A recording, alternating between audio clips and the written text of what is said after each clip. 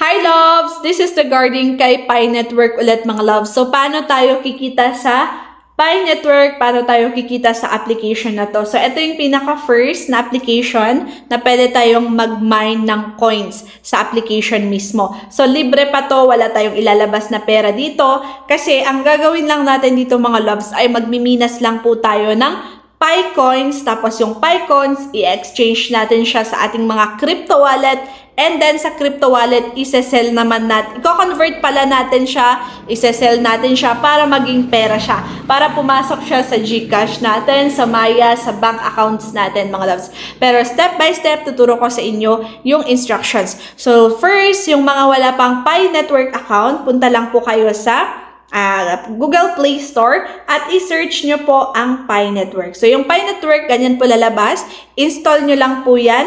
And then, after nyong ma-install, ilagay nyo po yung aking invitation code na Jeanette2016. After that, sali kayo sa aking GC. Nasa description yung GC ko para mag-join kayo sa Telegram group natin. Kasi more tutorials, more guidance din po doon if ever may mga questions kayo. Okay? So, after ninyong mag-download, linagay yung invitation code ko, maglalagin lang po kayo gamit yung Facebook account ninyo. Yung active Facebook account ninyo, gagamitin nyo yung mga loves kasi kailangan po yun. Okay? After that, tuturuan kayo ni Pi Network. Ituturo niya itong nag-green na to. Ituturo niya yan. Pipindutin nyo lang po yan para i-click nyo yung mine. So, mine yung magpapakita sa inyo. Pag click nyo yung mine, mag-green to, ibig sabihin, mag-start ka na pong magmiminas ng Pi coins. Ito yung nasa taas na may numbers dyan na 5,860 Pi coins. Yan po yung Pi coins.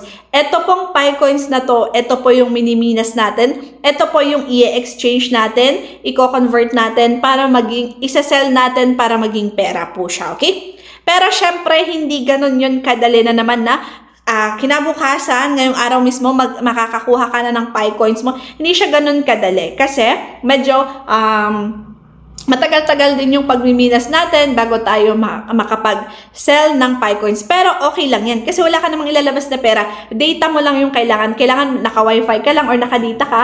I-click-click mo lang tong lightning na to, yung mining na to, i-active mo lang siya every after 24 hours. And then yan, iwanan mo na siya. Okay na siya. Pero kung gusto mong mapabilis din yung pagminas ng Pi coins mo, pwede ka rin namang mag-invite. So, yung tutorials natin kung paano mag-invite, lalagay ko sa description box para hindi mapahaba sa video na to, okay? So, ayan.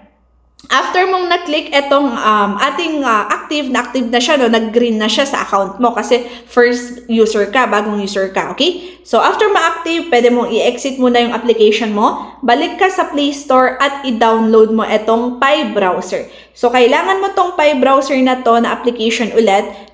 Application din ni Pi Network to, pero Pi Browser kasi ito yung magiging wallet natin. Dito natin malilipat yung Pi coins natin sa Pi Browser wallet at isa-send natin siya sa crypto wallets natin at bago natin siya ma-sell, okay? Sa GCash at bank accounts. So, akala nyo napakahirap gawin, pero madali lang yan once na natuto kayo. Kailangan nyo lang step by step na pag-aralan. So, huwag kayong mainis or ma-disappoint kung di nyo alam ginagawa nyo. Manood lang po tayo ng tutorials at matututo po tayo, okay? So, after na download yung Pi Browser, buksan nyo lang po yung Pi Browser ninyo, login nyo lang po yung accounts na ginamit ninyo sa inyong Pi Network, okay? So, after that, okay na, meron na kayong Pi Network, na active na yung mining, meron kayong Pi Browser. Pupunta naman kayo dito sa 3 lines. Click yung 3 lines, mga loves, and then, i-click nyo yung profile. Itong profile ninyo, i-click nyo yan para i-verify po ninyo dito sa baba. Ayan, baba niya. So, make sure yung mga ginagamit nyo na information nyo pala dito, mga loves, is real information nyo.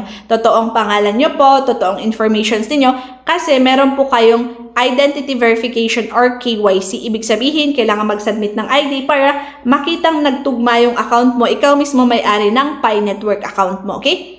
So, ayan, sinabi ko na sa inyo ha, tignan nyo, so yung correct spelling, correct yung nilagay nyo, para hindi na kayo, hindi masayang yung mga miminasin nyo na Pi coins. Para hindi magka-problema kapag mag-identity verification kayo or mag-KYC kayo later on, okay? So, ayan, phone number, i-verify ninyo. Facebook verification, i-click nyo lang yung mga yan. I-click nyo yung my dito, i-verify. Pero pag Mag-check na siya. Ayan, mag-check siya sa akin kasi na-verify. Email address ko, na-verify. KYC, na-verify ako. Password, verify. So, yan.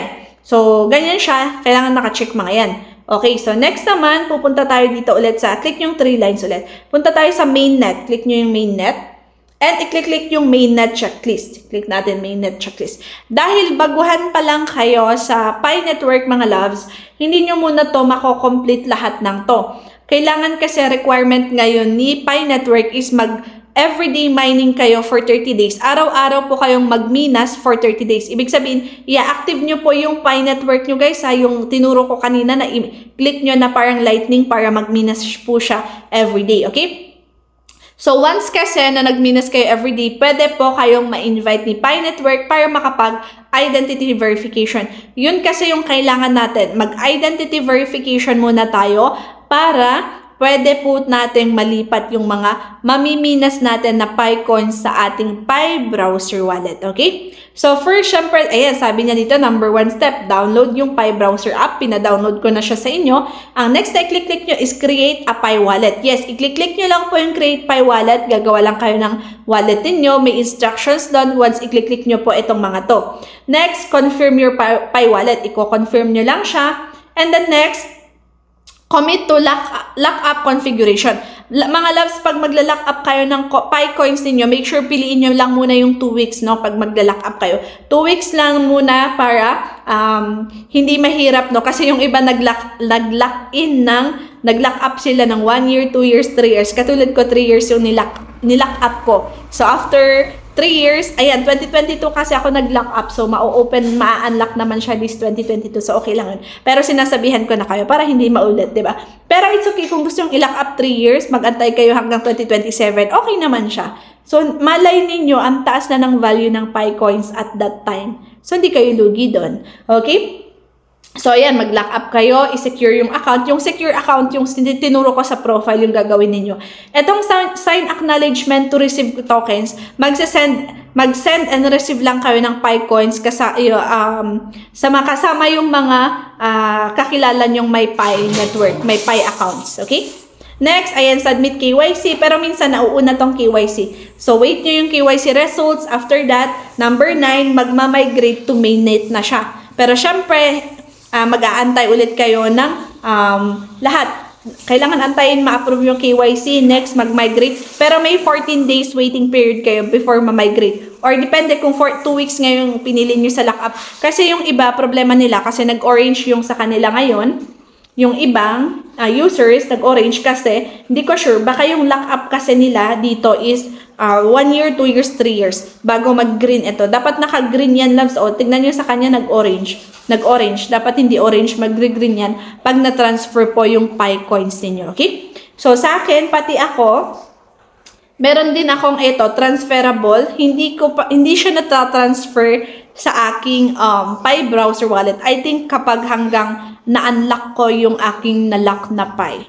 So, i-update ko kayo kasi hindi ko din masagot yung iba na hindi daw na transfer, hindi sila na-approve sa KYC sila. Pero the reason siguro is yun, yung mga nilock up natin na Pi coins. Ang daming may problema nun, pero si Pi Network lang po makakapag-explain yan.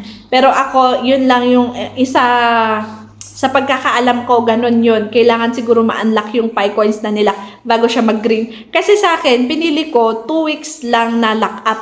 Tapos na-transfer naman po yung Pi coins ko. Tapos hindi ko alam ano pinindot ko ulit. At nilock ko ulit yung ibang nilock ko ulit yung ibang Pi coins ko.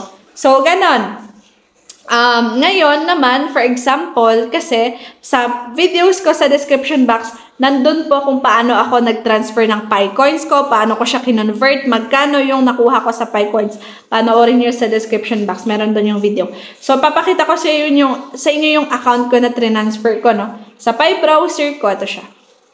So, pinakauna nung February 22, 2025 kasi nag-earn ng value nung February 20, ay, aba. So, dali-dali naman akong inopen yung account ko sa Pi at i-check kung pwede akong makakuha ng money. Pero nakakuha ako, 2 Pi coins lang yung nalabas ko dito kasi naka-lock up nga. So, ito yung nasend kong 2 Pi coins. Ito, nung 22. Yung isa naman, ayan, nung 22. So, dalawang Pi yung sinend ko sa aking OKX. Pupunta tayo sa OKX ko. Check natin sa assets ko. Ayan yung Pi coins ko. Ayan, nag-iisa yung Pi coins ko talaga. Ayan, 1 Pi coins lang meron ako. So, 95 pesos lang. So, bali, dalawang Pi coins ka. So, kinonvert ko siya sa USDT. Trinay ko if pwede talagang maging pera siya. So, legit. Naging pera nga. So, i-convert lang natin siya. Ayan yung Pi coins.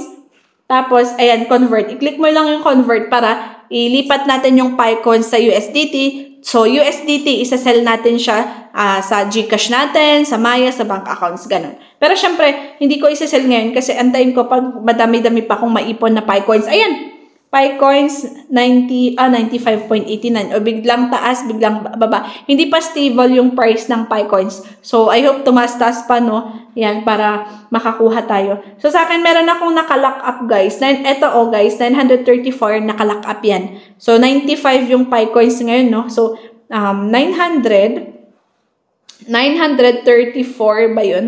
934 times 95. Oh, so may 88,000 sana ako.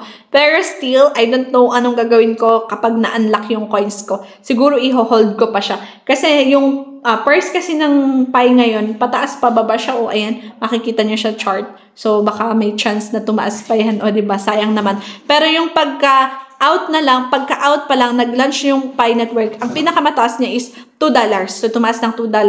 So sobrang 110 ata. So, madaming nakapaldo. So, congratulations sa mga kumita kay Pi coins. And then, congratulations to me na dalawang Pi lang yung nalabas ko. Later na yung iba. So, update ko kayo kay Pi. So, pag may questions kayo, comment lang kayo. Try natin sagutin. Try natin gawa ng tutorials. Okay? So, yun lang share ko. Everyday mining to, guys. Everyday mining hanggang sa makaipon kayo ng maraming Pi coins. Okay? At hanggang sa mag-KYC kayo. So, yun lang. Thank you for watching.